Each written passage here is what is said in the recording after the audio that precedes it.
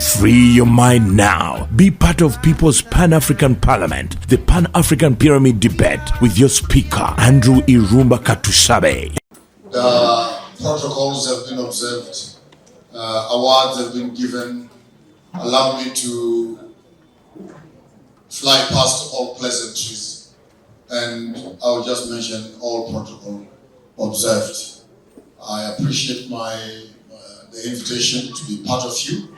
I will take just a few moments with you. Be patient and sit tight.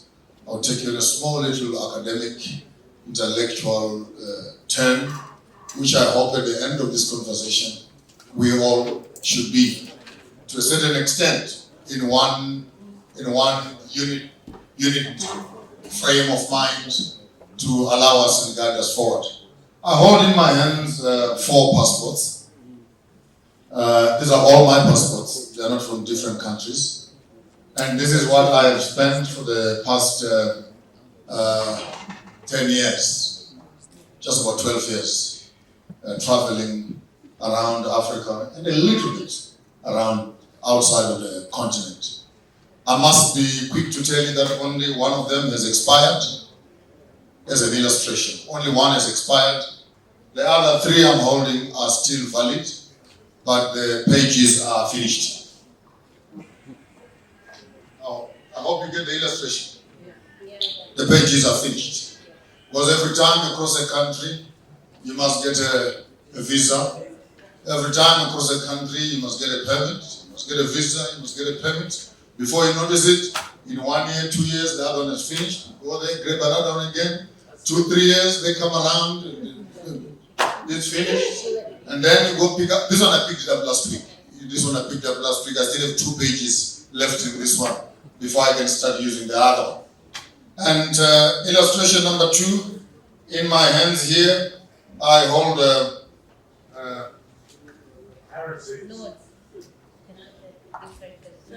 money. Where's the dollar? These are, the dollar, I don't need it here in Africa, but I have lots of them. I have some Ugandan shillings there, I have Botswana, Swaziland money, I have Lesotho money, a little bit of Jamaica, a bit of Brazil. And this is the nightmare. This is the nightmare which we face on a day-to-day basis, particularly some of us who have started traveling. So come with me and I'll take you through a simple process. Simple process. In the academic world, there is something called the interrogatives. What do you call them? Interrogatives. How much more time? What do you call it? Interrogatives. Interrogatives are a simple process of thinking where you ask 7 basic questions. What? Where? When? Where? How? Who? Which? And why? I'm sure with when? Why? Okay, I'll tell you why and give you the interrogatives. You take these 7 divisions of questions, and when you interrogate each one of them, they tend to give you the background. The what speaks of whatever I described it. The why gives you the reason. The how, the processes. The which, specifics. The who, person that must be involved. A simple way of writing a business plan for some of you young people who might not have the blessing of having gone to school to learn how to write a business plan. Just write those 7 questions and answer them with a paragraph each. And you'll be shocked at the end of that, you have the most personal and truthful business plan that explains everything. So when it comes to issues of Pan-Africanism, uniting Africa now, we need to ask ourselves those 7 questions, basic questions. And this is the quality of learning we need to put it between our ears. What must we do? We must unite. When must we unite? How are we going to unite? Which processes are we going to use to unite and unify Africa? And who must be responsible for driving that agenda? Then you quickly begin to see that our present governments and some of our present leaderships are not with us on board. Why, as my learned friends have already stipulated? Maybe because they've read passports. And I've seen some of my friends in Zimbabwe, the diplomats, who don't have to go through the chaos that I go through. Because they simply write a letter to the country they're going, They have all their papers and what was stamped. They go through the back of the airport. Blue and black cars and blue lights are waiting for them, and they melt away into thin air while you're still queuing on a line from here to Kasese. We who don't have the privilege of the red passports must go through the pains of stopping and standing on lines, being denied visas, even sometimes when you have paid for those visas. Is this worth it? The colonial mind is true and it's real. When colonialism came to Africa, they didn't come here with passports. They just came, took what they wanted, and they went away. The colonialists are not coming back. They are gone for good. Unfortunately, we as Africans, particularly African leaders, we have now become custodians of the colonial system. To make sure that the legacies of oppression, division, visas, restrictions, economics, agricultural sharing between countries does not happen. In fact, it's even better and more profitable to make sure that Africans are suspicious of each other. So the Rwandese and what tribe is in Rwanda? The Hutus and the Tutsis, who are living across the river away from Uganda, and the other families and uncles are across the river, are meant to come to Kampala to get a passport so that they can cross over and go and see their relatives across the river. You are meant to think and be suspicious that I am a Ugandan. I want to declare to you tonight, all African countries, I'm declaring now, all African countries, I now call them provinces. One more time. All African countries are now provinces. Our country is Africa. The country we are talking about is Africa. So I am in Uganda province. Yes. I am in Rwanda province. I am in Zimbabwe province. I am in South African province. And whether our leaders like it or not, until we who suffer decide to make a change, nothing will happen. So here's the idea. You take the 7 interrogatives and you line them nicely. It will give you the entire problem and explain it and describe it to you. Then for those that are intelligent, we go to level number 2, which we now say, how do you interpret interrogatives in the backdrop of time? Then you pick up the past, the present, and the future. Now you multiply the 7 questions times 3, so that you can end up on 21. Then you ask the what question 3 times. What happened for us to have borders? Hello? What happened? How did these borders come across? Then all the history students can move one side. You can go to the Congo conference. You can go to the Berlin conference. You can understand the leaders who came there to discuss what and everything that many of our Pan-Africanists have been talking about. Well done, 10 out of 10. Let's move on to number 2. What is happening now? Then we start looking at each other. President so and so, President so and so, Prime Minister so and so, Prime Minister so and so, and ask them, how are you a Prime Minister? A Prime Minister over what? Teach Maponga, teach. Who gave you the territory which you call your country? Come on. Teach Bishop. How do you legitimize yourself as a leader of a country whose jurisdiction has an ugly historical past which you don't want to look at because there's a benefit for you? Then you understand neo-colonialism in its inception and practice. That countries are given flags, countries are given national anthems, and they are given some form of pronouncement. You are now an independent country. When in fact there's no independence in Africa, there is interdependence. And where there's no interdependence, there's continuous colonialism. Teach Maponga, Bishop, teach man. Teach me. That speaks of the now. So what happened in the past gives us the history. What's happening in the present gives us the present political terrain in which we are working in. Then I take to number 3. What will happen in the future? By understanding the future of where we are going, we need to understand the future of where other people are coming from. So that we can look at the Africa that we want. Thank you very much for speaking about the African dream. And speak about the Africa that we want as Africans. Yes. Not the future that they want as colonizers, as Europeans, and as Asians. They have a vision. 2063. Vision 2063. They have a vision for Africa. Come on now. The question is, do we have? Even if we have the vision in Africa Union, has that vision been cascaded, reduced, diluted, so that kindergarten children, primary school children, high school students, college students, universities and professionals can in one voice say, that is the Africa that I want to become part of. No, our education is a passport to escape from poverty and go to Europe. You're right. Come on now. Now, how do we constantly spend government money producing students who are not going to work in our own economy?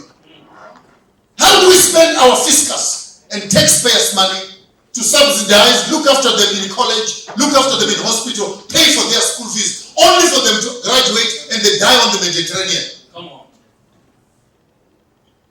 Where are we coming from? Where are we? Where are we going? What happened? What is happening? What will happen? Why did it happen? Why is it happening? Why will it continue to happen? Who made it happen? Who must make it happen? Who will assist us to get to the future? Where did it happen? Where is it happening?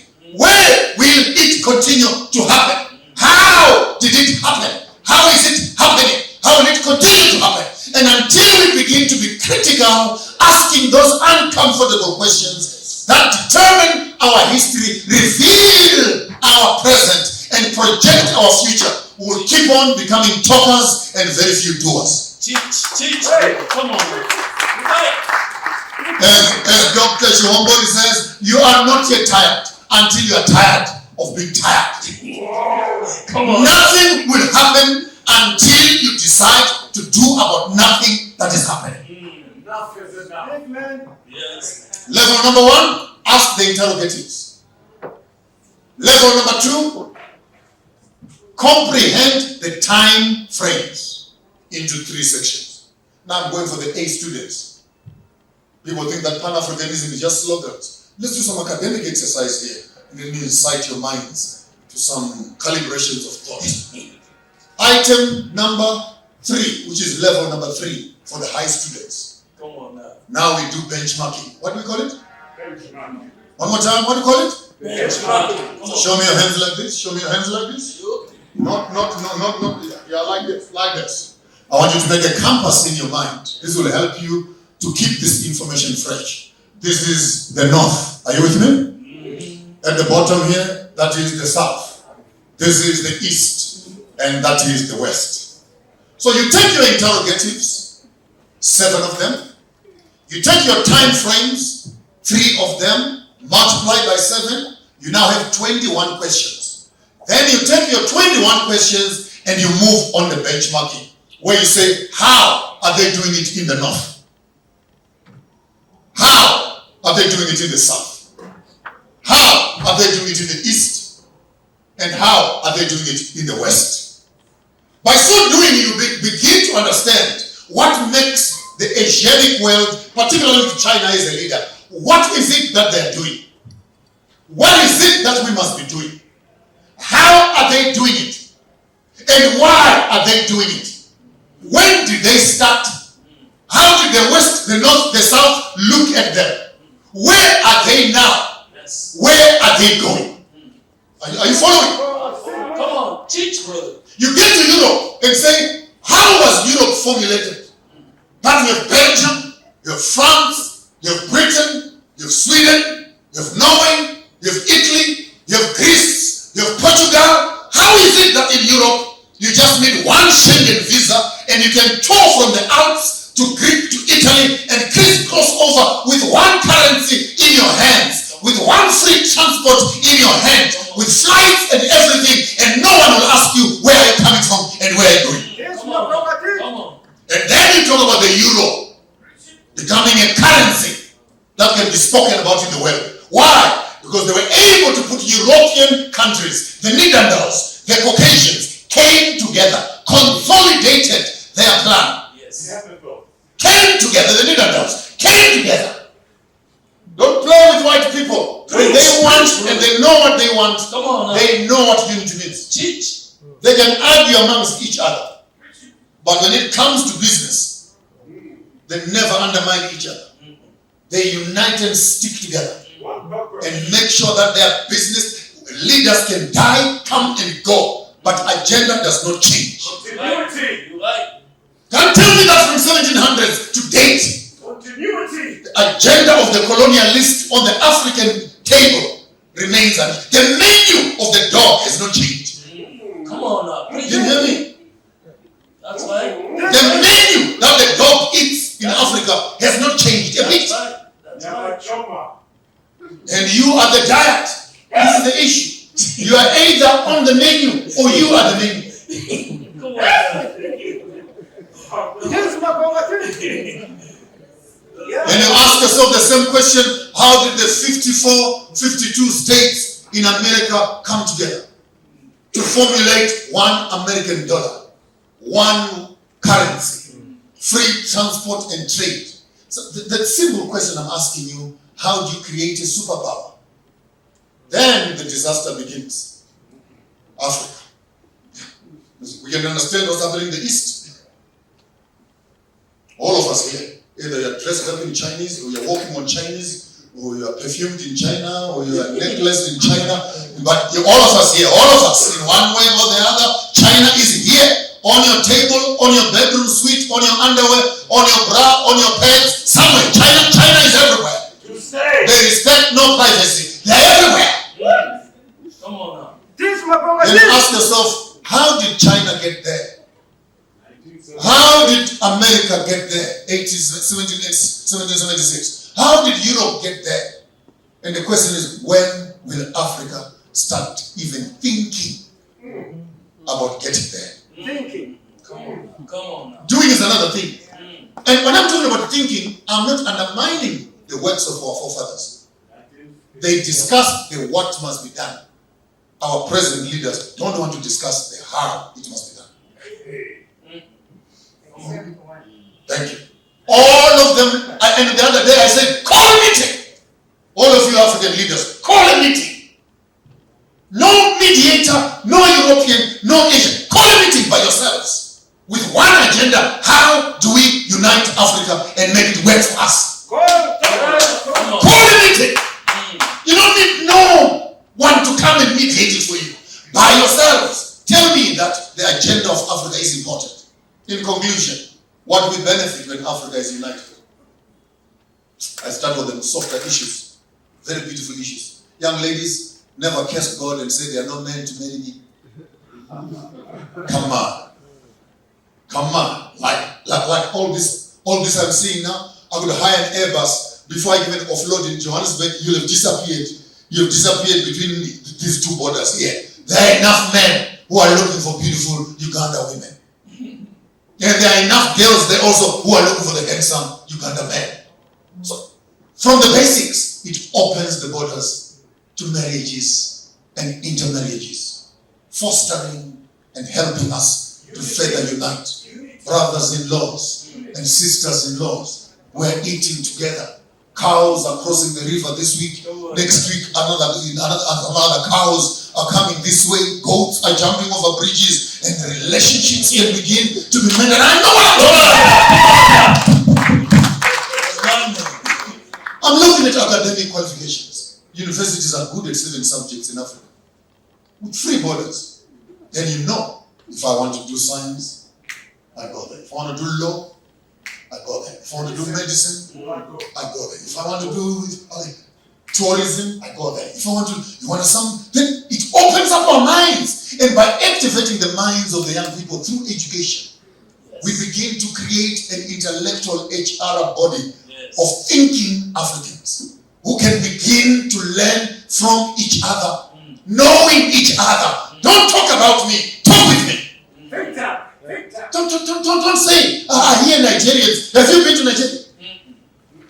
So just shut up. If you don't know what's happening in Senegal, in Zumbeju, don't say anything. If you don't know what's happening in Ikeja, keep quiet. You've never been to Port Harcourt. Yes. And yet you want to tell us what's happening in Kisumu. Unless we begin to think globally and act locally, we become slaves of our own myopic quality of thinking. Come on now. Yes, Come on now. Preach. We enslave our minds by stifling them of information, learning and education. Yes. Economic benefits. Goods must flow freely. I've never seen so many vegetables in my life until I went into a restaurant in Uganda here. I've never seen so many vegetables. Down there we only have 2 or 3 or 4. I got 16, 18 plates of food, for vegetables, not even fruit, vegetables. And here we are talking about Africa that is poor. And yet we have enough food. Nonsense. I mean, who is worried about water when Lake Victoria has not yet even been tapped into? I mean in terms of watering Africa. You are in the Garden of Eden here. Come on now. With one of the biggest deposits of fresh water in the whole world. Yeah. Come on now. Yeah. And yet we are talking about Africa drinking dirty water. When we have clean water, which we don't even know what to do with. What happens to business? We're able to open up our business streets. What happens to tourism? We're able to have a holiday.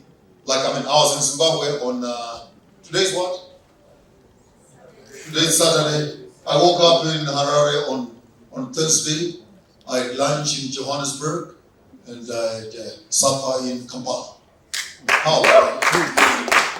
And I'm so glad Zimbabwe and Uganda, we no longer need visas. Literally, we walk in the reverse, just like that. You go in and you go out. And I was not even asked, what are you doing here? How long are you going to be here? What day? She just took my passport, put a stamp, have a good stay, said. I said, bless you too. That's what it must be, but we don't even need this damn passport. Right. One must be able to walk through and do business and come back. There are business opportunities waiting for Africa. Yes. There are economic businesses waiting for Africa. Yes. There are educational benefits waiting for Africa. There's tourism waiting for Africa. Goods must move freely between countries. Ultimately, of course, there are governance and stability that can benefit from unity. So here's my call to all African presidents. Freeze all your national armies. Create one big African army. Take all your military, take all your military budgets, all of them, put them in one basket. Give me 1 million soldiers standing strong. Come on now. You're right. With all flights, artilleries, and bombs, not to shoot each other, but to patrol our borders around Africa. Come on now. Come on now. Yes. And protect us as citizens from foreign investors. We need to know which ship is coming in and which one is going out and what are they carrying inside there. If they pay the national duties. Now, we are talking about the Africa that I want. Yes. Africa that I want. Come on now. Teach. I look forward to coming back here in September next year, bringing all African indigenous traditional leaders for the spiritual summit in Uganda. Because it is here in Embo, in the great Sese Islands, the navel of the Nile River, that we call Embo in Zimbabwe, Veganda, in Nelubale, in the Runzuri Mountains, that we believe as Africans we came out of Baganda, the people of the skin, to go further down south and split into many other tribes that you know. I am Gimba, the monkey. Shokum Kanya, Fuzije, Igambo, Gamashamba Huga, Children of the Evangelist, one we say they were sham. So we say that's what we go on. The monkey in Uganda is the pili in Malawi, it is the Kabo in Botswana, it is the Mtswenen in Lesotho, it's Osana in Swaziland, it's Mtoro and Jambas in Wakosa. It's the same monkey. They all have their bums missing hair. So what's the difference?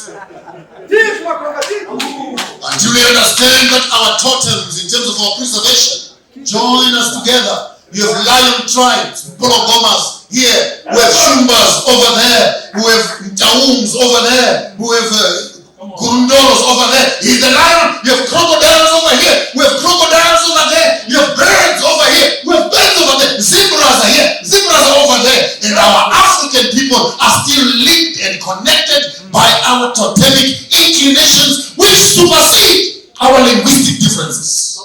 Teach, Maponga, teach now. You missed that part? Did you hear that part? Our totemic umbilical cords supersede our languages. Because as we crossed rivers, we interacted with other tribes and changed our language. But you can't tell me that the monkey on this side of the river and the monkey on the other side of the river are different monkeys. Then go back to school and ask for your school fees. If you can't process that, you are educated, you went to school, but school never went through you. So we're here as fellow Africans say, let's talk. But let's not just talk. Let's start doing. I want to challenge all of us who are here as I close. Please start knowing, find your relatives. Start knowing. Start looking for your relatives across Africa. How do you do that? Check your totem, understand it and study it. And just look around and find out who else is a Rafiki around here. Who else is a Jofu? A show. Who else is an ostrich here? Who else is a crocodile over there?